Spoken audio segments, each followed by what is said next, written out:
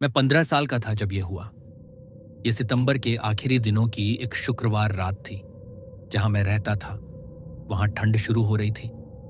मेरे माता पिता कुछ परिवार के दोस्तों के साथ डिनर पर गए थे और उन्होंने कहा था कि वे देर रात तक घर नहीं लौटेंगे। मेरे पास पूरा घर अकेला था। मैंने अपने पड़ोसी और सबसे अच्छे दोस्त चेतन को बुला लिया। वो मेरी ही उम्र का था और सड़क के ठीक सामने रहता था। हम आमतौर पर मेरे घर के बेसमेंट में गेम्स खेलते या मूवीज देखते थे, लेकिन उस रात हम बोर हो गए। किसी पॉइंट पर उसने छुपन छुपाई खेलने का सुझाव दिया।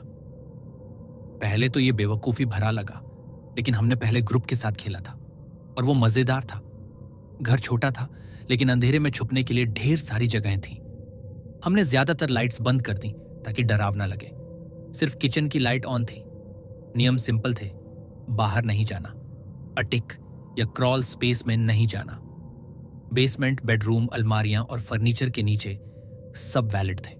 चेतन पहले छुपना चाहता था तो मैं लिविंग रूम में अपनी आंखें बंद करके 50 तक गिना।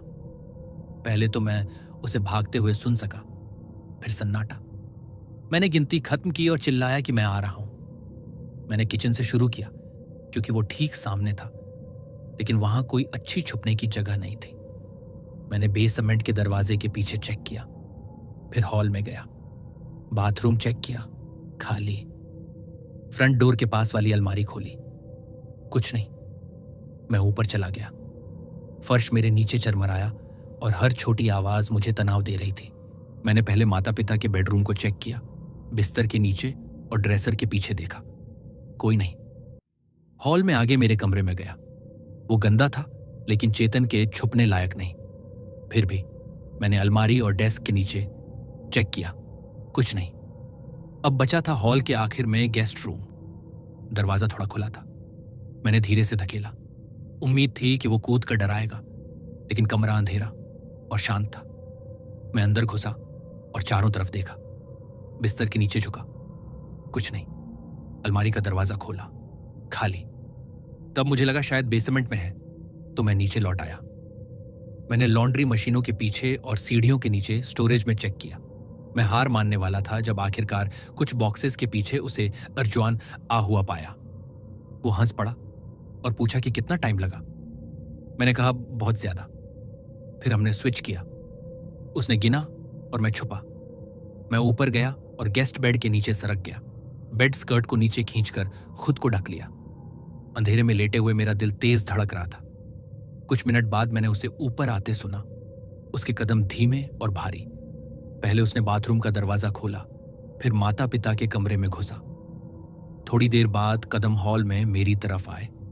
मैंने उसे गेस्ट रूम में घुसते सुना। वो बिस्तर के पास रुका। मैंने सांस रोकी। उसके जूते कारपेट पर रगड़ रहे थे। फिर सन्नाटा, लंबा सन्नाटा। मुझे लगा उसने ढूंढ लिया और बेड स्कर्ट खींच लेगा, लेकिन वो बाहर चला गया।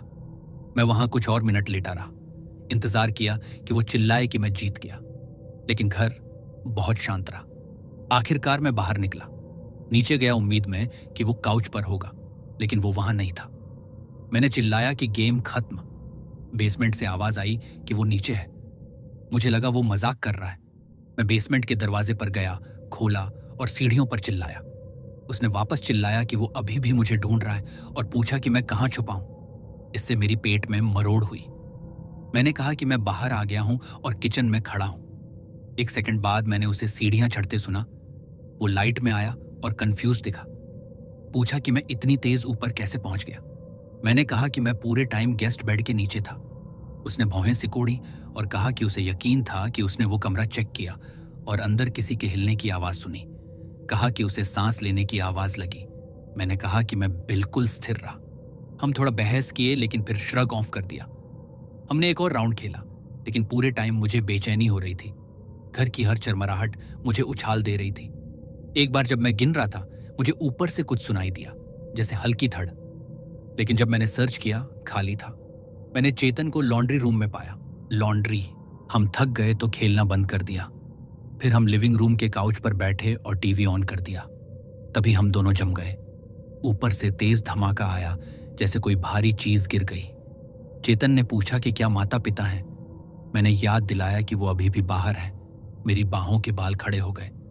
हम वेटिंग करते रहे, लेकिन घर फिर शांत हो गया। चेतन ने कहा, शायद कोई शेल्फ से फिसल गई। मैं मानना चाहता था, लेकिन फिर जब हम सुनते रहे, हमें साफ सुनाई दिया। हॉल में फर्श के धीमे चरमराने की आवाज, किसी के चलने की। हम एक दूसरे को घूरते रहे, कोई हिला नहीं। फिर मैंने फुसफुसाया कि शायद चेक करें। चेतन ने सिर हिलाया, नो वे, लेकिन अगर कोई गुस्सा है तो बस बैठे नहीं रह सकते। मैंने कहा, मेरे पीछे रहना, और काउच के पास से फायरप्लेस पोकर उठा लिया। हम सीढ़ियों पर चढ़ने लगे। घर इतना शांत था कि अपनी सांस सुनाई दे रही थी। सीढ़ियां हमारे वजन से कराह रही थीं। ऊपर पहुंचे तो मैंने गेस्ट रूम की तरफ इशारा किया। दरवाजा अब बंद था। मुझे यकीन था कि मैंने क्रैक छोड़ा था। हम जमे रहे। फिर दरवाजे के पीछे से आवाज आई, धीमी घसीटने वाली, जैसे कपड़ा कारपेट पर सरक रहा हो। चेतन ने फुसफुसाया कि चलें।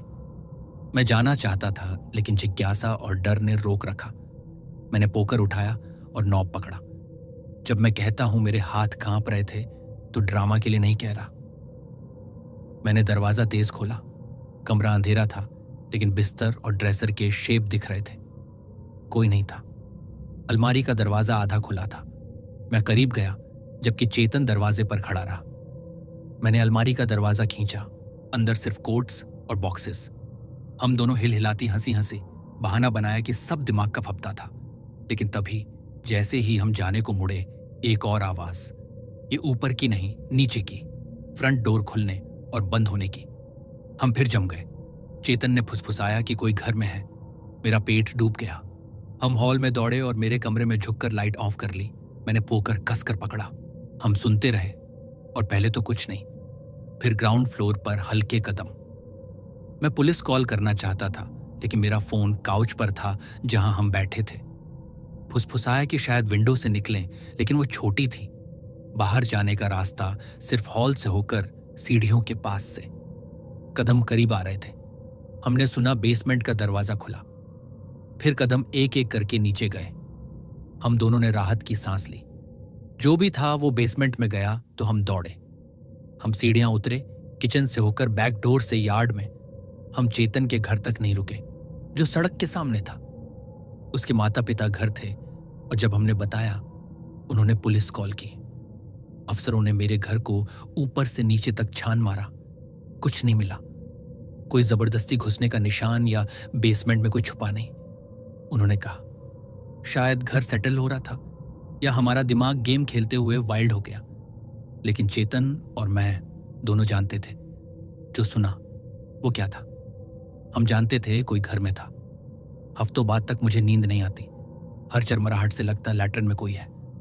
वो आखिरी बार था जब मैंने छुपन छुपाई खेली। हम इसके लिए बहुत बड़े हो चुके। चेतन और मैंने इसके बारे में ज्यादा बात नहीं की, लेकिन कभी कभी जब हम एक दूसरे को देखते, पता चल जाता कि हम दोनों उस रात को याद कर रहे। वो रात जब छुपन छुपाई कुछ और बन गई। आज भी, सालों बाद, मैं अलमारी के दरवाजे की आवाज, कारपेट पर घसीटने की आवाज और ग्राउंड फ्लोर पर कदमों के बारे में सोचता हूं। हमें कभी पता नहीं चला वो कौन था। शायद चोर जो महसूस कर लिया कि हम घर पर हैं। शायद जब हम भागे तो वो निकल गया। मुझे बस इतना पता है कि उस रात छुपन छुपाई खेलकर हमें एहसास हो गया कि अपने घर में अकेला न होने का डर कितना भयानक है। इस वीडियो को लाइक और शेयर कर दो, और ऐसी डरावनी कहानियां सुनने के लिए मेरे इस चैनल को सब्सक्राइब भी कर दो।